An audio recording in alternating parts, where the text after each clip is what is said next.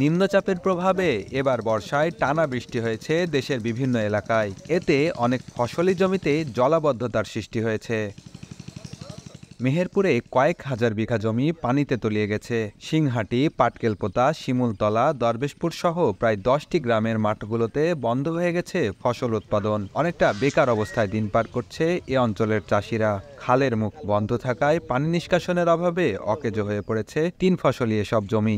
জলাবদ্ধতা নিরসন করতে না পারলে আর্থিক ক্ষতির শঙ্কা এলাকাবাসীর। 8 বিঘে মতো জমি আছে, সবই পানি নিচে। 3 ফসলি জমি এখন এক ফসলও হচ্ছে। এইভাবে যদি ভারী বর্ষণ হতে থাকে তো অদূর ভবিষ্যতে এই এলাকা ছেড়ে তারা অন্য জায়গায় পালাতে হবে। দ্রুতগামী আমাদের এই পানি নিষ্কাশন করার জন্য সরকারের বিশেষ অনুরোধ জানাচ্ছি। কৃষি বিভাগ বলছে জলাবদ্ধতার কারণে কয়েক কোটি টাকার খাদ্যের যোগান বন্ধ হয়ে গেছে। আর শিগগিরই সমস্যা সমাধানের আশ্বাস উপজেলা প্রশাসনের। এই বিষয়টা আমরা অবগত হওয়ার পরে ওই অঞ্চলের কৃষকদের নিয়ে আমরা এই সমস্যা সমাধানের উদ্যোগ গ্রহণ করেছি।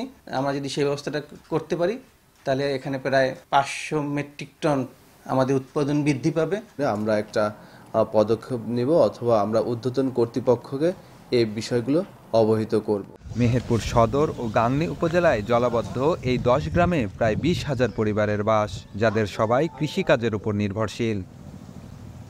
বেন ইয়ামিন, সময় সংবাদ, মেহেরপুর।